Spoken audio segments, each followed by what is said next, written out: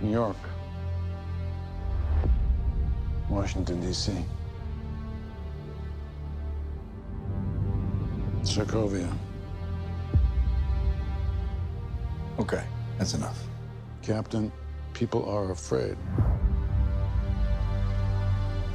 That's why I'm here. We need to be put in check. Whatever form that takes, I'm game. I'm sorry, Tony. If I see a situation pointed south, I can't ignore it. Sometimes I wish I could. Sometimes I want to punch you in your perfect teeth. I know we're not perfect. But the safest hands are still our own.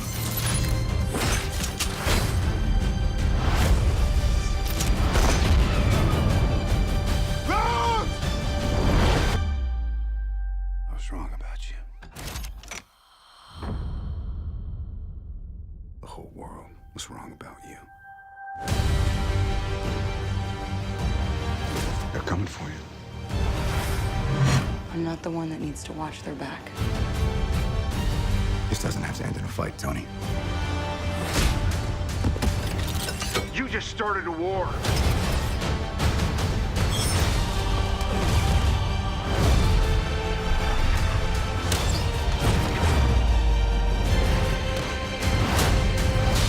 Stay down. Final warning. I could do this all day.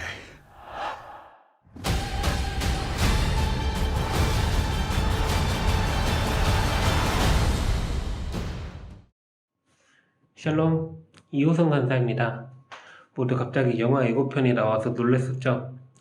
제가 갑자기 이 영화 예고편을 보여드린 이유는 제가 이 영화를 너무 감명 있게 봐서였죠. 이 영화가 감명 깊었던 이유는 여기서 나오는 아이언맨과 캡틴 아메리카의 싸움 때문이었는데요. 이들이 어느 날 갑자기 싸웠어요. 그 이유는 약 두 가지라고 볼 수 있는데, 첫 번째는 어벤져스 팀이 유엔 산하에 들어가냐 아니냐, 그리고 또 하나는 그 버키 반즈라는 인물 때문에 싸운 거였어요. 어벤져스는 이 영화에서 나오는 히어로 팀인데, 이 히어로 팀이 너무 커지다 보니까 여기저기서 좀 통제가 안 되는 싸움을 내게 되었어요. 그런 것 때문에 국가에서, 미국 국회에서 이들이 유엔 산하로 들어가야 된다라는 법안이 제출돼서 그것을 찬성하는 쪽이 아이언맨, 그것을 반대하는 쪽이 캡틴 아메리카로 나뉘어서 싸움을 했어요. 두 번째는 버키 반즈라는 인물인데, 이 사람은 캡틴 아메리카의 친구예요. 그런데 그 예전에 좀 정신이 조정이 당해서 사람을 죽이게 되었는데, 그게 아이언맨의 엄마예요. 그래서 아이언맨은 이 버키 반즈를 죽이려고 했고, 캡틴 아메리카는 이 버키 반즈를 지키려고 해서 또한 싸움이 일어나요. 이 싸움들을 보면서 좀 사람 사이의 갈등을 볼 수가 있었어요. 같은 목적을 가졌던 사람들, 어떻게 보면 지구평화, 그 지구평화라는 같은 목적을 가졌지만 그 방법에 차이가 있었어서 이 둘은 거의 도시가 하나 파괴될 수 있을 정도의 파괴력을 가지고 싸움을 하게 돼요. 결국 그 싸움의 결과는 영화를 보시면 여러분이 알게 될 텐데, 이 싸움을 보면서 같은 공동체의 사람이 같은 비전을 가졌다고 해서 모든 게 평화로운 것은 아니구나. 이 둘이 잘 싸우는 것이 필요하겠다. 잘 대화하는 것이 필요하겠다. 이것은 현실에도 적용시킬 수 있죠. 우리 주변에서는 너무나도 많은 사람들이 싸워요. 같은 목적, 같은 비전을 가지고 있는 사람들조차 서로 의견이 달라가지고 싸워요. 방법적인 부분에서 너무나도 많은 차이가 있고, 그 싸움은, 의견 차이는 좁혀지지 않아요. 그런 것을 볼 수 있는 오늘의 본문이 있는데, 그 본문을 함께 볼 수 있으면 좋겠습니다. 함께 말씀을 보겠습니다. 샬롬, 청강대 시민 여러분, 잘 지내시나요? 오늘 한번 말씀 성경 봉독 제가 특별히 하게 됐는데 읽어보도록 하겠습니다. 사도행전 15장 35절에서 41절 말씀입니다. 제가 그러면 읽겠습니다. 바울과 바나바는 안디옥에서 유하며 수다한 다른 사람들과 함께 주의 말씀을 가르치며 전파하니라. 며칠 후에 바울이 바나바 너로 말하되 우리가 주의 말씀을 전한 각성으로 다시 가서 형제들이 어떠한가 공문하자 하고 바나바는 마가라 하는 요한도 데리고 가고자 하나 바울은 밤빌리아에서 자기들을 떠나 함께 일하러 가지 아니한 자를 데리고 가는 것이 옳지 않다 하여 서로 심히 다투어 피차 갈라서니 바나바는 마가를 데리고 배 타고 구브로로 가고 바울은 실라를 택한 후에 형제들에게 주의 은혜에 부탁함을 받고 떠나 수리아와 길리기아로 다니며 교회들을 경고하게 하니라. 아멘. 본문의 내용을 요약하면 바울과 바나바가 싸웠다. 끝. 왜 싸웠을까요? 이 본문은 2차 전도 여행을 가기 전에 바울의 제안, 바나바의 제안이에요. 바울이 먼저 제안을 해요. 우리가 1차 전도 여행 때 그렇게 둘러봤던 곳, 거기 다시 한번 가보자. 바나바도 그래서 제안을 해요. 그래 좋다. 마가도 데려가자.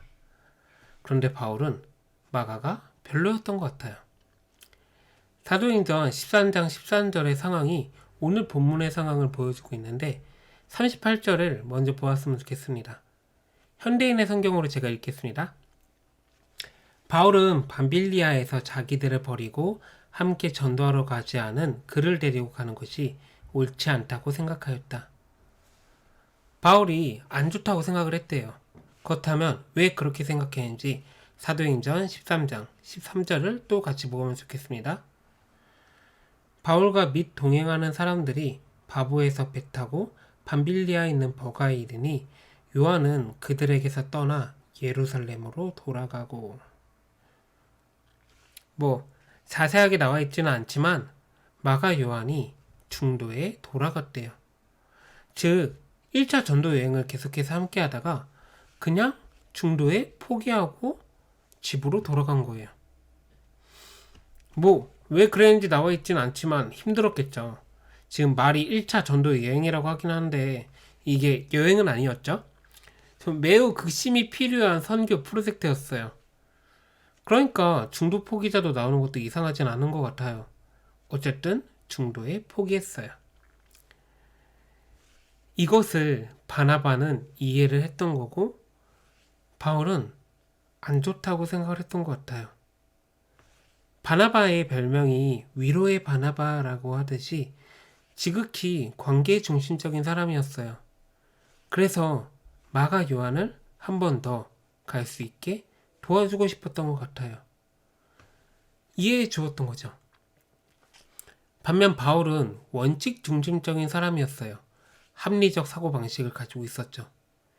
이미 이전에 중도에 포기했던 사람을 굳이 이번 여행 때로 데려가서 위험 요소를 남겨주고 싶지는 않았던 것 같아요. 둘은 목적은 같았어요. 하나님 나라의 확장, 그것이 그들이 바랬던 거죠. 그래서 선교가 필요하다는 것도 알았어요. 그런데 방법은 달랐던 거죠. 한 명은 관계 중심, 한 명은 원칙 중심. 결국 그 두 개의 싸움이나 다름이 없는데 누가는 이 본문에서 그들이 심히 다투었다 기록하고 있는 거죠. 그들이 적당히 싸운 게 아니에요. 너의 의견은 이거, 나의 의견은 이거, 그러니까 우리 합의하자. 너는 이 길로, 나는 이 길로, 그렇게 합의가 된 것이 아니라 그냥 싸워가지고 갈라선 거예요. 물론 그들을 하나님이 사용하세요. 각자의 선교를 떠나서 그곳에서 하나님의 일을 하세요. 하지만 그렇다고 해서 그들의 다툼이 정당화되는 것은 아니죠. 분명히 좋은 모습은 아니었어요. 화합하지 않았으니까요. 바울은 결국 마가하고 어떻게 됐을까요?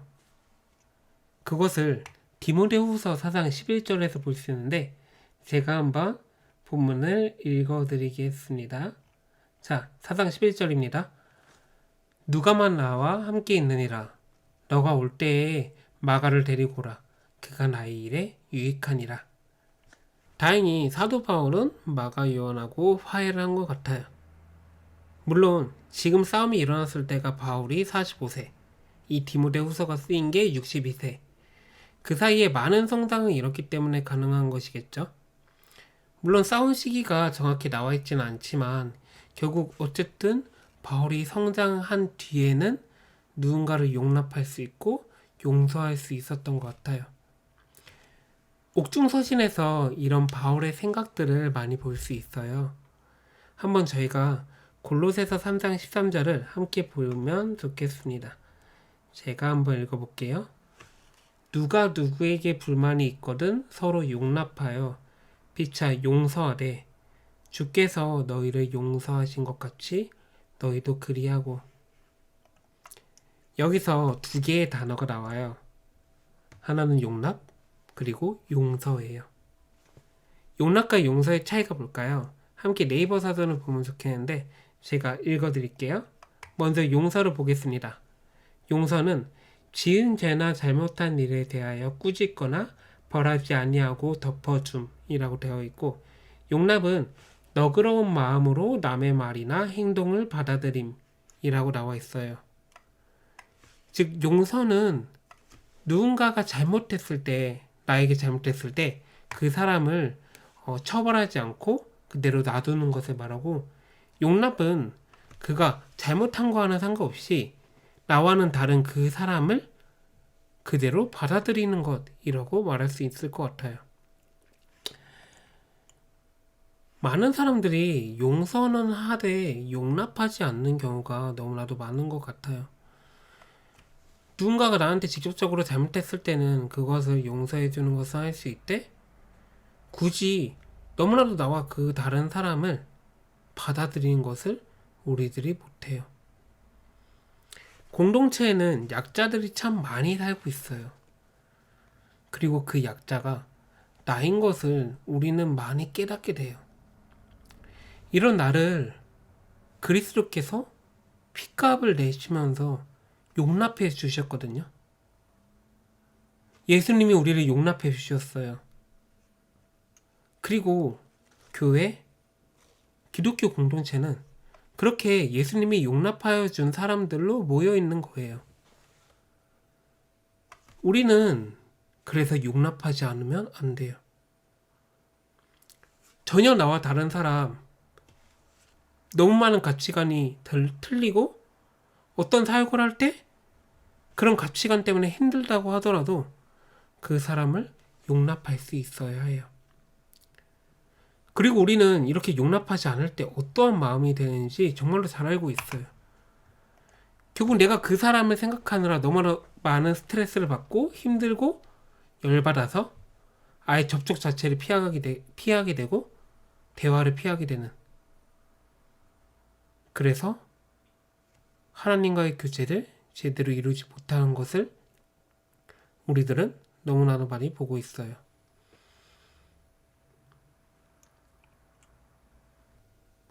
아이언맨과 캡틴 아메리카가 그렇게 싸웠던 것처럼, 바울과 바나바가 이렇게 싸웠던 것처럼 우리들도 수많은 가치관, 수많은 일, 수많은 사역, 그런 것들로 싸우게 될 수도 있어요. 하지만 그럴 때 우리들이 해야 되는 것은 용납이라는 것을 다시 한번 기억했으면 좋겠습니다. 그러지 않을 때 우리가 정말로 하나님과의 교제가 끊기고 하나님이 원하시는 공동체를 만들어갈 수 없다는 것을 우리들이 인지했으면 좋겠어요. 우리가 항상 읽는 주기도문에 이런 문장이 있어요. 누가복음 11장 4절로 저희가 마지막으로 보고 마치면 좋겠습니다. 우리가 우리에게 죄 지은 모든 사람을 용서하오니 우리 죄도 사하여 주시옵고 우리를 시험에 들게 하지 마시옵소서 하라. 이 고백이 진짜 고백이 되는 여러분이 되기를 소망합니다. 샬롬.